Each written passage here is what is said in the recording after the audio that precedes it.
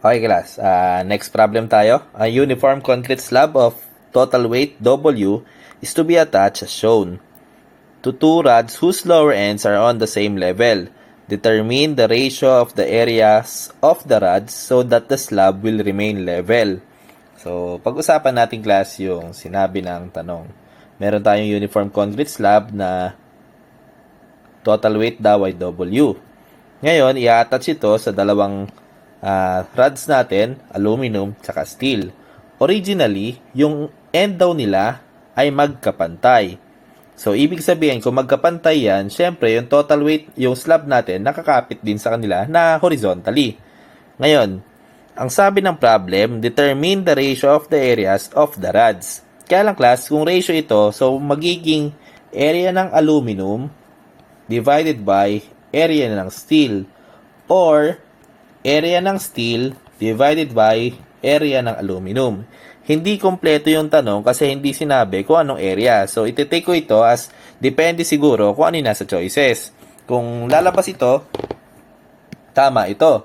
Kung lalabas ito, tama rin ito. Pero dapat hindi silang sabay lumitaw sa choices kasi masyadong nakakalito yung tanong, erroneous. Kasi dalawa yung possible na maging sagot. Kasi hindi naman bilanggit kung anong area ba yung tinutukoy.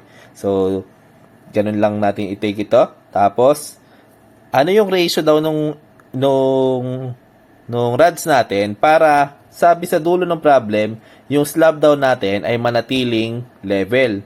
So, ano ba mangyayari? Paano ba nasabi yun? Eh, di ba originally naman talaga naka-level? Pero ganito yung class. Originally nga, magka-level sila kasi magkapantay.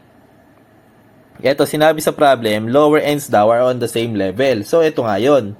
Kaya lang class, since magkakaroon ito ng bubuhatin dahil sa weight ng slab natin na W, itong aluminum natin ay magkakaroon ng deformation ng aluminum.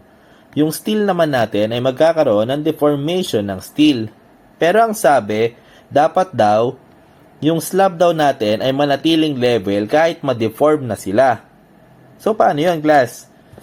Mako-conclude natin na kung originally ay horizontal yung slab natin, para manatiling horizontal yung slab natin, dapat yung deformation ng aluminum natin ay maging equal sa deformation ng steel natin. Malinaw? Nga pala, class, ito ay under na ng indeterminate structure natin, no? Indeterminate na problem sa simple strain. So, hindi na ito kayang solve ng basta-bastang statics lang. Kailangan natin dito ay compatibility equation. So, ano ba ang compatibility equation? Ang compatibility equation natin, class, na sinasabi ay ito. Yung parang hahanapin natin yung relationship in between the formations ng dalawang material o tatlong materials o kung ilan pang materials yung kailangan nating solve ng kuhanan ng compatibility. So, sinasabi natin compatibility equation na ito. By analyzing this problem, class, malalaman natin na para mangyari na yung originally na horizontal na slab ay manatiling horizontal pa rin, dapat yung deformation ng aluminum natin ay mag-equal sa deformation ng steel natin. Malinaw, class? So, gawin natin. Using summation forces, summation moment about aluminum is equal to 0, masasolve natin yung P ng steel. So, tingnan natin, class. Sabi rito, sa uniform concrete slab natin, ito daw ay uniform. So, ibig sabihin, kung uniform ito, yung weight nito ay mag-a-act sa gitna. So, gaano ba kalaki yung slab natin? 3 plus 6 plus 1 ay 10 feet.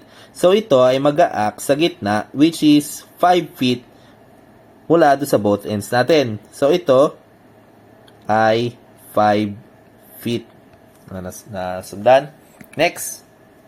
Since 5 feet pala yan, so kapag nag-summation moment tayo sa aluminum natin, ito ay mag-i-equal sa P ng steel natin multiplied by distance? Mula sa aluminum natin, ito ay 6 feet equals W multiplied by, kung ito ay 5, tapos ito naman ay 3, so ibig sabihin yung natira natin na to ay 2 feet multiplied by 2 feet. So, yung P ng steel natin ay equal sa W over 3. So, ibig sabihin, in terms ng W, yung steel natin ay bumubuhat ng 1/3 ng W. So, summation moment naman about steel is equal to 0.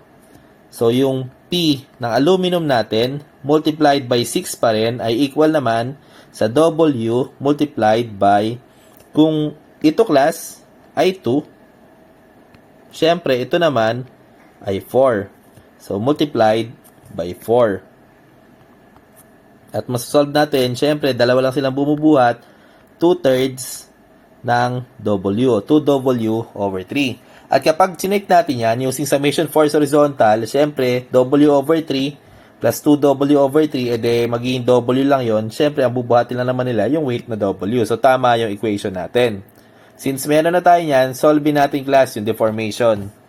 For deformation ng steel natin, ito ay dapat na mag-equal sa P ng steel. Nakita mo yung kapangyarihan ng subscript multiplied by length ng steel. As long as may subscript ka class, walang lito dito. Multiplied by area ng steel multiplied by, divide pala yung kanina, multiplied by elastic modulus ng steel. So, yung deformation ng steel natin ay equal sa, yung P ng steel natin ay W over 3. Na-solve natin yon. W over 3 multiplied by yung length ng steel natin ay 6 feet multiplied by 6 feet. So, wag ko nang i-multiply. Sige, pakita ko na rin pala. Pero kahit hindi naman na i-multiply, i-convert ito sa inch. Pero sige, pakita ko na rin. Multiplied by 12 divided by area ng steel natin. Yan yung hinahanap nating ratio. Multiplied by elastic modulus ng steel natin, 29 exponent 6.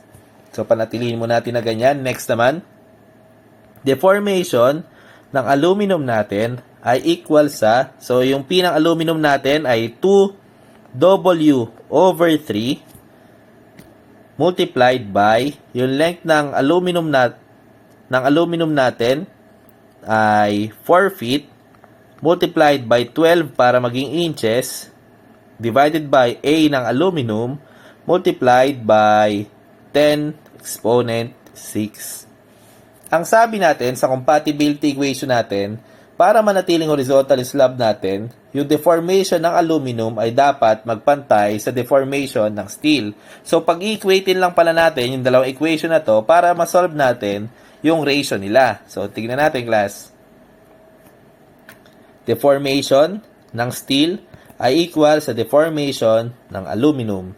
So, W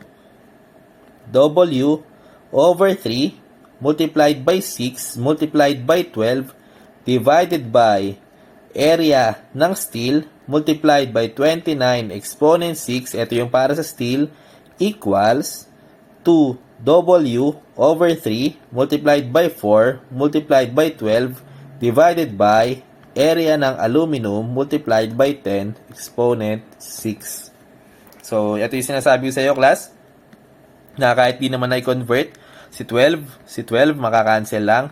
Ang goal lang naman natin, class, yung ratio ng aluminum or steel. Ipagpalagay natin, class, na unahin ko nang isolve siguro yung area ng aluminum divided by area ng steel. So, ito, class, yung dinala ko dito. Tapos, ito naman, dinala ko doon. So, cross multiplication lang ito.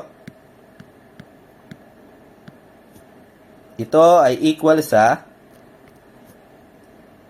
2 over 3W multiplied by 4 multiplied by 29 exponent 6 divided by yung 6 natin, W, 1/3 ng W multiplied by 6 multiplied by 10 exponent 6. So, recheck lang natin. Mananatili sa numerator yung 2/3 W times 4.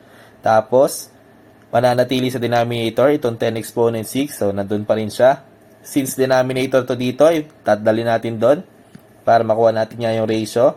So, ayun, 29 exponent 6. Ito naman yung W over 3. Tapos, multiplied by 6, dinala natin dito. So, tama na tayo. Area ng aluminum divided by area ng steel ay equal sa Makakancel yung W. Siyempre, paborito mo yan, class. So, 2/3 times 4 times 29 exponent 6 divided by 1/3 times 6 times 10 exponent 6. Ito ay equal sa 3.8667. Yan yung ratio ng aluminum to steel. So, ibig sabihin, 3.8667 na mas malaki yung aluminum natin kumpara dun sa steel. Paano naman kung baliktad yun nasa choices? Di-divide lang natin ito para makuha naman natin yung area ng steel divided by area ng aluminum natin. Kailangan lang natin i-divide yan sa 1. So, 1 divided by 3.8667, ito ay equal sa 0.2586. So, kung ano yung nasa choices, yun lang ang piliin na sagot. So, ganun lang natin itong i-take.